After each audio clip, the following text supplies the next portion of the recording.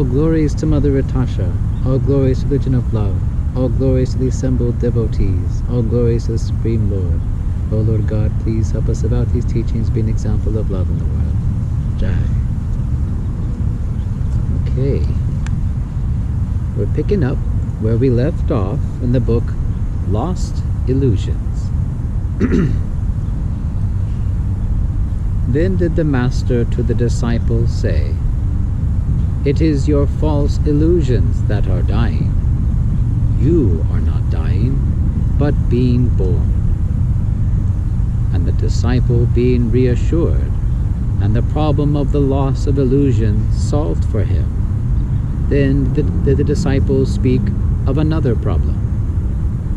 But before he began, and before he would finish, the Master had understanding, and so said, "You who are traveling on the path made straight, to come again to God, are being tested because of your suffering.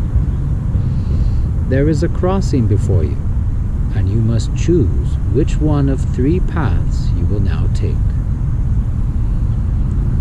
And the disciple asked of the Master to tell of these, that he might choose in knowledge. "The first," said the Master to the disciple, "leads back into the world, the giving up of all your spiritual practices to try to enjoy the life of the world." "Impossible," said the disciple to the Master.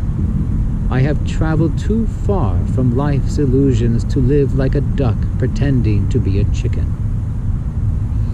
Then asked the disciple of another path, and was told, "This path is for those who take religion as a profession, that they may gain power, wealth, and worship for themselves.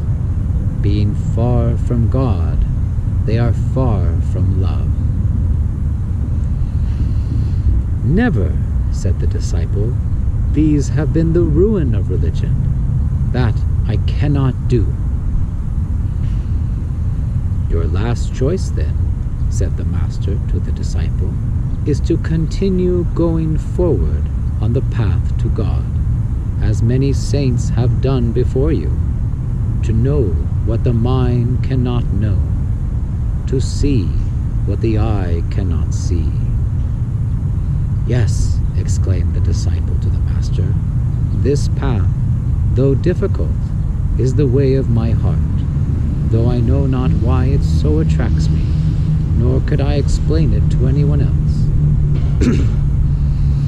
So the Master explained it for him, saying simply, "As a duck is attracted to the water, so too is the soul attracted to the spiritual, and cannot rest it until it rests again with God."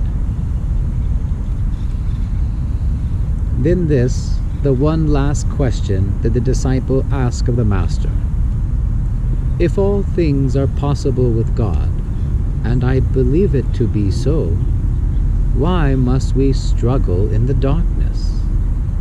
Why does not God just lift us to the light?"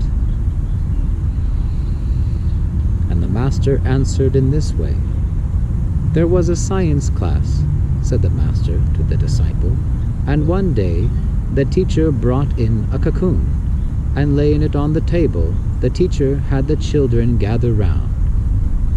Some time before a caterpillar entered this cocoon," said the teacher to the children, "to be transformed into a beautiful butterfly.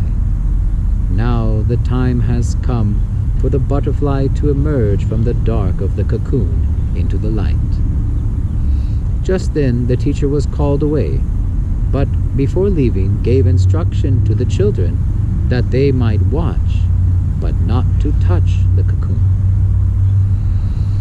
So the children watched the cocoon and could see by the pushing movements on its outer surface that the butterfly inside was struggling to get free.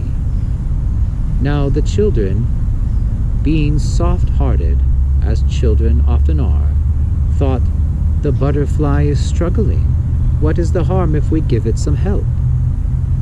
And so they very carefully opened the cocoon and gently took out the butterfly and laid it on the table, expecting to see it fly. The butterfly tried, but could not fly. It was then the teacher returning, and seeing what the children had done, sadly explained, "It is in the struggle to get out of the cocoon that the butterfly develops the muscles by which it can fly. This butterfly will not fly, but will die." Night drawing down, the lamps lit, and as all the questions had the disciple asked of the Master, had the Master now answered, the disciple, taking his leave, bowed down before the Master and said, "By your words am I made whole, and my heart healed. By your wisdom is the darkness dispelled, so that I, having regained my composure, am now fully fixed in my determination to continue on the path to God.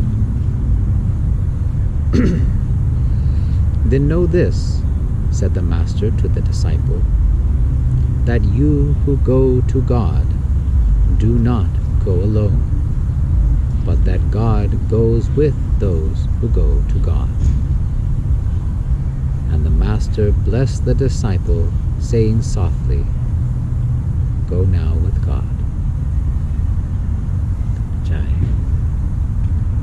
Okay.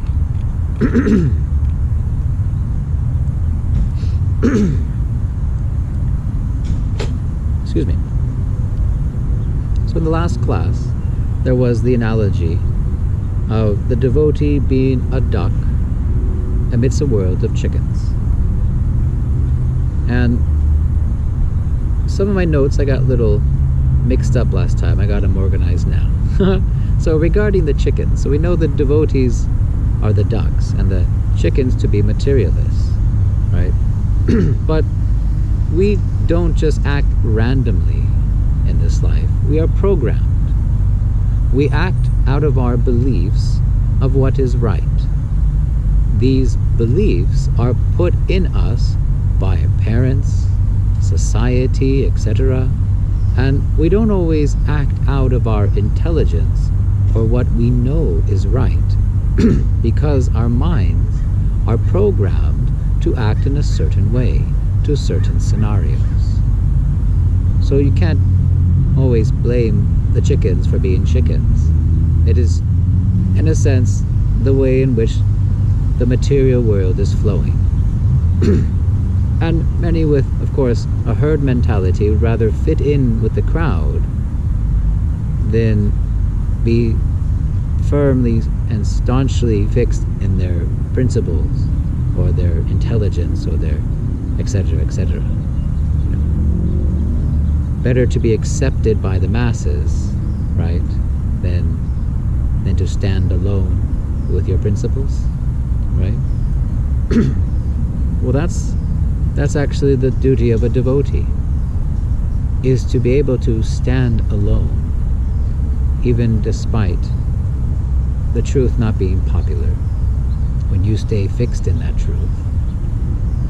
And you're not being very much liked for the message you give or share, or being understood. It's one of the hard austerities of the spiritual life.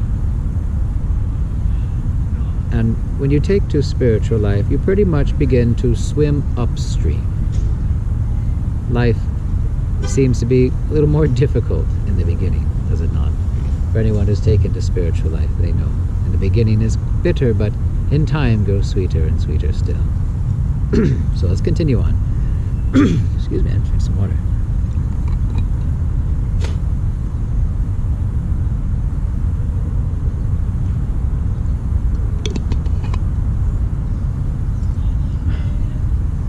So the Master says to the disciple, "It is your false illusions that are dying. You are not dying, but being born." Excuse me. So spiritual life is about the truth. The truth shall set you free. most people are afraid of the truth. They like their illusions. They're very attached to them. And as long as we are attracted to illusions, we will remain in prison. Material consciousness is constructed of illusion. It is our prison house. We are not free only because of an idea in our mind. The mind goes very deep into our being, on the cellular level even. The problem with illusion is it causes suffering, destroys us. And these illusions, they're very, very familiar with us. We're very familiar with them. We're attached to them. And often we are quite afraid of change. As the saying goes, better the devil you know than the one you don't. Well, we're much better off with the devil, without the devils of our minds, surely.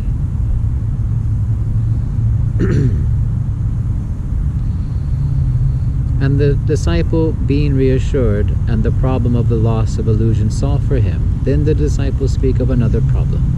The Master understands and says, "You who are traveling on the path made straight to come again to God are being tested because of your suffering." It says early in the Religion of Love book that for those who turn away from God, the trials of life are a punishment, but for those who are turned towards God, the trials of life are a test, which in passing bring us closer to God. So this suffering that the disciple is experiencing, that he just doesn't feel comfortable in his own skin, in this world, he's going through a lot of inner turmoil as his illusions are dying, as the toxic, negative, illusory thought processes of the mind are being deprogrammed, being purified. He's being tested. There is a crossing before you, and you must choose which of one of three paths you will now take. The first, said the Master, leads back into the world, the giving up of all your spiritual practices to try to enjoy the life of the world. And I've seen this many times, many of my own god brothers and god sisters, and I've witnessed it in other circles, and you can read of it in history, although most of the names of those people who gave up the spiritual life are not remembered. History usually, scriptures remind us of the devotees that made it and inspire us. No need to remember the others' names, but see, the thing is, some who are on a spiritual path may feel that they'd be happier in material life. So, yeah, they are tested by having these different paths offered to them. And to go back to the material, and mind you, this is referring to one who has already surrendered unto God, has taken up vows, these disciplines, regular spiritual practices, made God the supreme goal of their life. Someone who's already on the path, who's tested. They're struggling, they're suffering. They think, well, maybe I'm worse for wears now than I was before. I'm getting worse. Remember, it says in the last book, the caterpillar in the dark of the cocoon sees death. The one in wisdom sees the becoming of a butterfly. So is a trial. There's a crucible in this suffering. There's a test. And the test is basically saying, do we have the grit to stick it out? Do we really want this? Are we sincere? God is not cheap. Now, but the thing is, once you've heard this knowledge, once you've taken up these practices, to go back to the spiritual, to the material life, giving up your practices. Thing is, you know too much at that point. to be in that ignorance once again. And so you can't enjoy the material or the spiritual. It's actually a very difficult position to be in.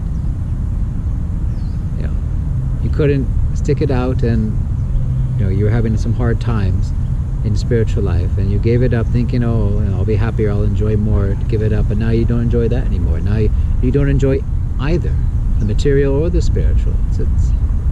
It's a miserable condition. So you can either quit and leave, or you can stay and exploit it for your own benefit. And this is that second path. This is what a number of people have done in religion. The path is for those who take religion as a profession, that they may gain power, wealth, and worship for themselves. Right, this is, as a disciple says here, that's been the ruin of religion. People have been exploiting the message, exploiting God, taking advantage of the innocence of the people, misguiding them to fulfill their own personal motives, to enjoy the material with the spiritual or religion as the vehicle. And this is very, very deceptive, illusory, and ultimately going to cause great suffering to those who mislead others on a spiritual path. And it says here, being far from God, they are far from love. Yes. They may wear the robes, they may talk the talk, they may be all pomp and circumstance, but they are actually walking in the opposite direction, away from God. Their path needs not to love. Just their temporary material gain they think they're enjoying, but then ultimately, it's going to be great suffering for them. And then, of course, the disciple, being pure in heart, says, never. I can never do that. Good for you, young disciple. Your last choice, then, is to continue going forward on the path to God, as many saints have done before you, to know what the mind cannot know, to see what the eye cannot see. So, third option, stick in the path, stay on the way of truth, and come to know thy true self, and ultimately know God. This path, though difficult, this disciples say, is the way of my heart. Yes, this is the way of the heart. Not always the way of the mind, but this is the way of the heart. And it says, I don't know why it attracts me, but I'm just drawn to this. And the Master explains, as a duck is attracted to the water, so too is the soul attracted to the spiritual, and cannot rest until it rests again with God. And we gave a number of analogies last week, how we're fish out of water. And until we're back in the water, we'll never be satisfied. The heart is yearning to be again with God. Yet we don't realize it. We, in illusion, mistake that yearning, that desire for happiness, to be hankering of sense gratification and worldly possessions and attachments. This is the illusions, which are in the mind. I met a young man last night, actually, and we were talking a little bit about the mind. He was an athlete, and he knows of a number of his colleagues. They read a bunch of spiritual books to try and help them focus and chill their mind and get into some Zen-like state of awareness so that they can play better, right? And I was telling him, the goal really is to think or to act out of your heart, not the mind. And the great journey we make in this life is actually just from here, our mind, to our heart. But the medium through that first is actually through the mind and the purification of it. So before we can actually act out of our heart, out of our true self, and that's where we are situated. The spirit soul is situated right here in the chest. That gut feeling you get sometimes, that's actually the real you trying to, little glimmer of guidance through the thicket of the illusions of the mind. But before you can act out of your heart, your true self, you first have to clear a path through the mind of all of its illusions, clear out all of its false conceptions, the bodily concept of life, all its illusions of the world, what it is, and the happiness that it tries to sell us, limited and temporary. Clear the mind, then you can act out of your true self. So the vast majority of spiritual life really is just working on our own mind and purifying the mind, really. And that is very tough. It's very difficult because the mind is so convincing. We really think that we are the mind, and it's so riddled with so many misconceptions, so much illusions. And as I said, those illusions go very deep. And to try and go against those, try and uproot those, it's almost like going against what you think is your real self, but that's not you. Not going against your nature or yourself. You're trying to get to your real self. To get to what the mind cannot know, what the eye cannot see. The spiritual is beyond the mind, beyond the bodily senses. But first we have to purify the mind and senses before we can perceive of the eternal, ecstatic, spiritual. And it's a lot of hard work. So for a lot of people, it's too hard for them.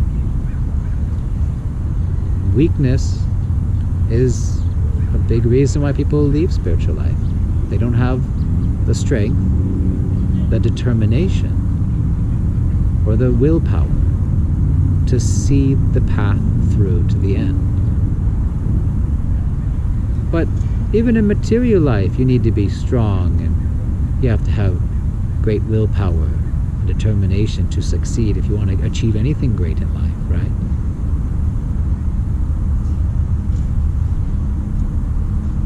We have so much attraction still for material things and joys. It's no surprise that we're not in an ecstatic state. But we need to be 100% for God, ultimately. You can't be a little bit pregnant or a little bit in love. You are or you aren't. No lukewarm people. As it says in the Old Testament, those who are lukewarm, I spit you out, the Lord says. So it's good to have a little fanaticism, so long as that fanaticism is on the right side. Or you can say a strong passion or desire, or you can say a great determination. You have to be a warrior to be successful in spiritual life. You really do. But for those who don't give up, God will give you the necessary strength and the necessary intelligence and everything you need to serve Him if you don't give up. If you stick with it, even when the going gets tough, when the boat gets rocky. If you stay in the boat, don't jump back into those black waters of material illusion. You will get all the things you need to serve God and be successful on this path. 100% the Lord promises. As long as you stick to your vows, your principles, keep up your practices, give up fruitive activities and mental speculation in your spiritual life, and try to, in all earnesty, serve the spiritual masters, serve the devotees of God, be of loving service. Oh, God will make everything possible unto you. Then this, the one last question the disciple asked: if all things are possible with God, and I believe it to be so, why must we struggle in the darkness? Why does not God just lift us to the light? That's a good question. Yeah, God could, of course, do anything. Nothing is beyond God. So why doesn't He just lift the veil of illusion? Why doesn't He just clear away all the things that are blocking us from experiencing the eternal ecstatic spiritual? And just turn the lights back on. And this story is a beautiful example of that. And the story, of course, of the cocoon brought in by the science teacher, and the children are watching, and the butterfly is about to emerge, and the teacher is called away, and he says, don't touch the cocoon. And while he's gone, momentarily, the kids see that, oh, the butterfly is trying to get out, needs help. So in there, they mean well, so they try to open the cocoon and help it out and take the butterfly out, thinking they're doing something nice by helping it in its struggle, by taking its struggle away. And what happens is the butterfly is then doomed, because it's in the struggle to get out of the cocoon does it develop the muscles by which it can fly.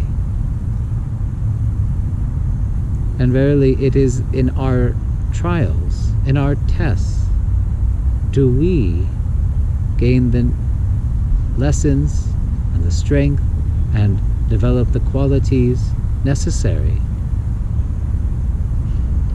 to reestablish ourselves and our eternal nature as the beloved lover, servant of God. And you can compare this to another example in worldly life. Kids who are very spoiled, who do not work hard for themselves or have everything done for them, they grow up into adults who are quite helpless. And I've seen this. In an emergency situation, they panic, they don't know what to do, they can't help themselves, they don't have the skills. If a zombie apocalypse came, they'd be the first to die, right? They don't have the skills, the strength, the knowledge, the know-how, right? Great teachers, great parents, they push their children, they push their students through the hard lessons, give them the opportunity to do it themselves, to learn themselves, to scrape their knees, to make them stronger, wiser, better. And it's the same thing in this world. We came here to learn the highest state of love. But in order to learn that highest state, to come to that highest state of love, to love as God loves, unconditionally, we're going to have to go through many trials and tests for us to get there, really. And if God just did it for us, just give the kid everything he needs, he didn't learn anything, did he? Didn't become stronger, did he? So this is the test.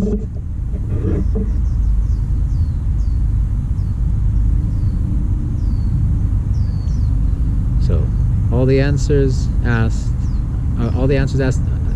questions asked are answered. And you should feel very comfortable with one spiritual master to confide in and ask all these things. It's very fortunate that I too had a very loving relationship with my spiritual master, and she was very affectionate with me, and I could open up and talk, and I felt safe, and she always gave me good counsel, good guidance, which I was always surrendered unto and just happy to fulfill.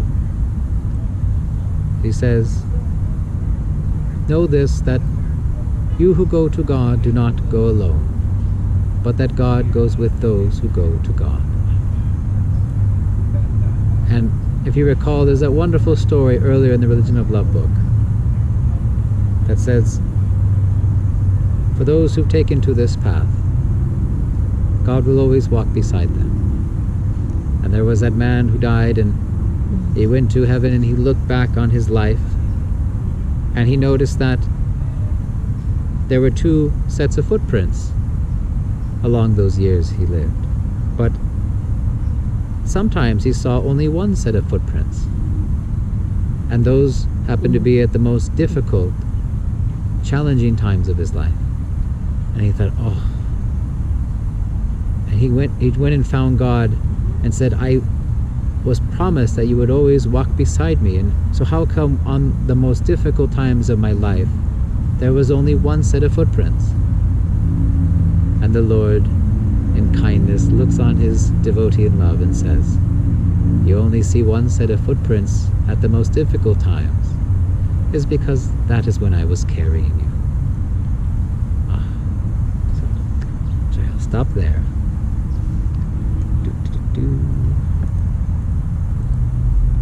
All right. Does anyone have any questions related to the class, or any spiritual questions or comments? You may want to know the new person join. Oh yes, so we have a new friend join. Welcome. Hi, how are you? Doing good. How are you? Oh, good. Oh, good to hear your voice. Nice to meet you. Hey, nice to meet you. Hey, you caught the last end of that. You're welcome. If you have any questions, I'd be, humbly will attempt to answer related to what you've heard, or any assistance with anything else. It's our service. Thank you. You bet. It's like some of our regulars weren't able to make it, and then we got new friends to take their place. Yay. Yeah.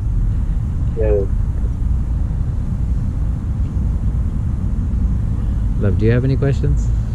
Something came to my mind. Let me. Okay, something's on your mind. You're thinking. Okay. Yeti, you're good.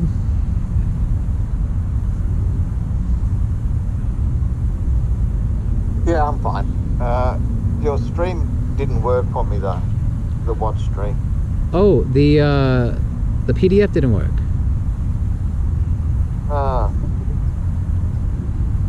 Oh, I'm sorry about that. that's alright. Oh, feel free anytime there's a technical glitch, just unmute and say, hey, it's not working, and I'll go ahead and fix it. That's important. But hopefully you have the PDF already. You can just pull it on your phone too. So.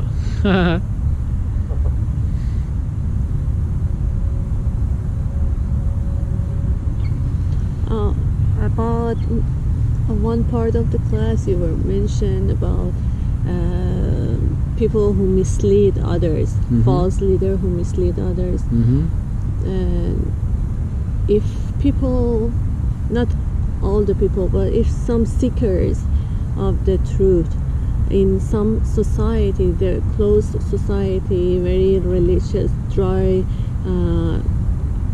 not true religious leaders who run in that society, these poor people just living in that society, and they can go further that to experience what is other religion saying, or what is the truth is, or have a communication with others and find out what is the true message of God is saying, what is the true teaching. And so what is, and they are just learning and brainwashing by the false leaders. Okay. I know, for example, the false leaders, they brainwashing them, and they carrying their own bad karmas for sure to the next life. But what will happen to these poor people that they want to know, they like to know, but they don't have anybody else to find, and they think that whatever this leader said, that's the truth. Okay. That's is it again related to their own past karmas to stuck to this society again? Okay. To summarize my wife's question, she was asked, in case you guys didn't hear that, she said, what if people who are sincere seekers of truth, but in their society around them there's only misleaders in religion, and they're teaching false things, and You can't find any good, honest, pure teachers or religious leaders to guide you. Or source. Right. So what of those sincere people? It's just their lot in life, she's asking. Well,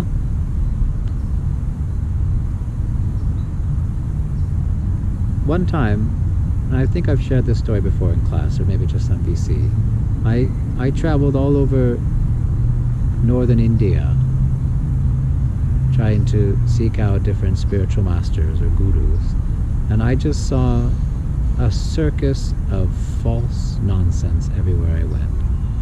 So many fake teachers and so many people following them, adoring them. I mean, eating out of their hand, every word they said, all the lies. And I was just shocked at so many people being duped by all the fake.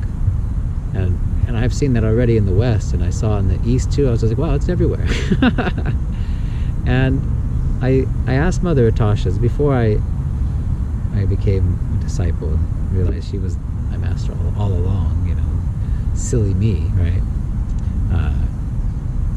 And I said, how could there be so many people following all these bogus gurus and fake leaders? She just said, the fake students get the fake teachers. And that's most of us. Most of us in this world. We're not really that sincere. For us, religion is just a name to us. It's something that we do on the weekends only, and even then, our heart isn't all the way in it. And mostly our primary goals in life is to enjoy, just care about myself and my family, and make myself more comfortable for my bodily senses. That's pretty much everyone's goal in life. Or lack of a goal, really. That's basically the norm, the flow of the material world, basically. Just stay in your illusions and try to make yourself happy by material sense gratification, which is limited and temporary and ultimately just binds us to more suffering. But okay, what about the real sincere seekers of truth, the ones who really mean it in their heart? They're yearning for this. They're dying to have truth, to have God, to have love in their life, really mean it. And not just in a big, outward show, but inside their heart. You don't have to, prove it to others, but those who really mean it in themselves. Well, what about those? Well, my wife, I should say, didn't you grow up in a society surrounded by a bunch of false, misleading, religious, crazy people? Yeah. And yet, you somehow came to truth and now are practicing very nicely in your spiritual life. Yes. I know myself, I didn't have any good role models anywhere around me. My gosh, I was surrounded by nonsense. Absolute nonsense growing up, rough neighborhoods, gangs, bunch of stupid things. Oh my gosh. And here I am. So you gotta have a little faith. As it says here in the book, I go back to it. It says that God has the power to do anything and will fulfill, and help you and your desires to come to Him. So God will make an arrangement for those sincere seekers. He will guide them. There'll be things put before you on the path. People, places, things. Maybe a little intuition here telling you take this step instead of that step. God will guide one who sincerely seeks God. Well, we said last week, when you take one step to God, He runs 1,000 steps to you. God wants nothing more than for us to be ultimately happy and in love with Him in the spiritual world. He doesn't want us to suffer, but we're suffering because we want to suffer. We're suffering because we want to enjoy in the material world. We're attached to all these material things.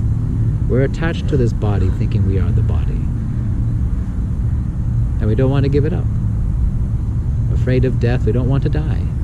We don't want to die, no, never. And we try not to think about it, but death is coming to everybody. No one can escape it. Instead of trying to run away from the inevitable death of the material body, we should be trying to free our minds from all the illusions of this world and the illusions we have of this body, and come to know our real self. This is what our spiritual practices are for. This is what God's message is trying to remind us to. So God will guide the sincere seeker back home to Him. So you don't have to worry about that. You just got to worry about your heart. And if your heart is in the right place, if your desire is sincere, not, pardon my French, not half-ass, not a little bit of my, ultimate aim in life for God, and some of it for myself, a little bit here, a little bit there. No. As it says, we mentioned, you're either pregnant or you're not pregnant. Which is it? You can't be a little bit pregnant. No such thing. It says, like it says, Old Testament, those who are lukewarm, I spit you out, the Lord says. They're not hot, they're not cold, they're just like, going with the flow. Like, is your desire, I want God, or are you dying for God? Like, remember in the other stories in the religion of love about the wisest man in ancient Greece, and the young boy wants to be instructed in the mysteries of life and death, and so the wise Greek, he dunks the prospective student's head under the pool of water, and until he's almost drowning, the kid's like, he fights with all his might, and he breaks free and survives. And the teacher says, when your desire for the truth is as strong as was your desire to live, then are you eligible for that instruction? How strong is our desire? How badly do we want the truth? How badly do we want God? And if your desire is so sincere, it doesn't matter what situation or circumstances you find yourself in life, God will put you into the association of devotees to the truth. And you will have opportunity to hear knowledge of the absolute truth and of the practices which will free you from the suffering of this world. Particularly knowledge of the chanting of the holy names of God and the good association of devotees. So, it's an unfortunate and awful reality that most all of the religious leaders in the world are misleaders. They're not enlightened souls. They're not truly following religious principles. They're like number 2, we mentioned, the second path, where you're making religion work for your own profit. Not all, of course. There's a lot of sincere people who are trying to do good. They're not trying to make a business of religion, but they might not have real knowledge and can't really guide anyone else to enlightenment, since they are not enlightened themselves or servants of one who was enlightened. So, it's a lot of the blind leading the blind in this world. And people have made lots of criticism of the scriptures, particularly the Abrahamical scriptures. They've been changed so many times throughout history, mistranslations, going from one translation to the next, touching by the pens of so many hands of men. It's not exactly as it was given when it was given. Some people, they find these faults and they give up on the scriptures altogether. But even despite some discrepancies, the message of God is still there. And the thing is, for one who's sincerely seeking God, God gives the necessary intelligence to come to Him. Like it says in Bhagavad Gita, the Lord says, I am the intelligence in man, from me come remembrance and forgetfulness. So by your desire and by your works, by the purifying practices you engage in, devotional service, you'll be able to know what is what. And of course, having a spiritual master to guide, a bona fide pure devotee who can tell you what is what as well from the scriptures, so you're not misguided. So, God will help those who want God. No worries. God is the controller of the illusory energy. God is above the Maya, the Shaitan. Don't worry.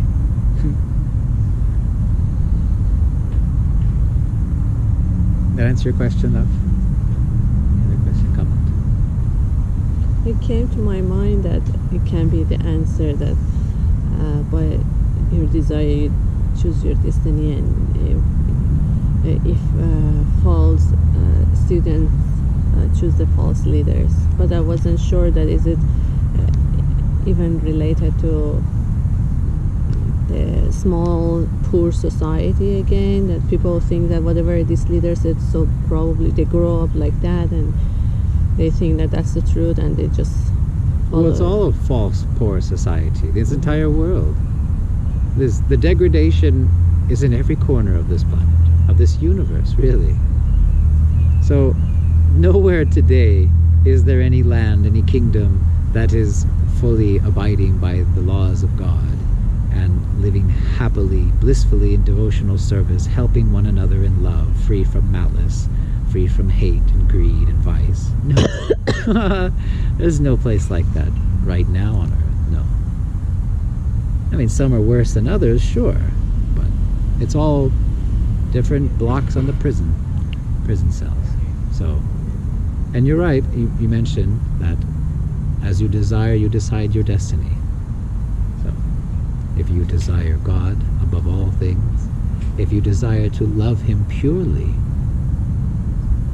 not for anything to gain for yourself, not for any worldly profit, not with any speculation in your mind or your own wingnut philosophy, or again trying to make yourself, so high in the eyes of others. No. If you want to love God purely, if you want to live a real spiritual life, if you really want to live the message of God, have the scriptures be alive in your heart, and know love, true love, and to know God's love. If you have that pure desire, well, as you desire, you decide your destiny. But very few have that desire. And if they do desire such a thing, it's not a very strong one. There are other desires that are much louder in the mind.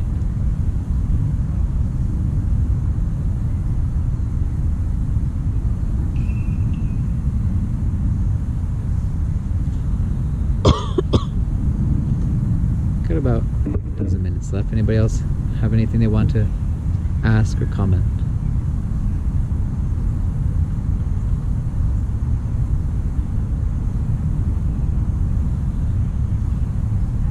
New friend, you're good?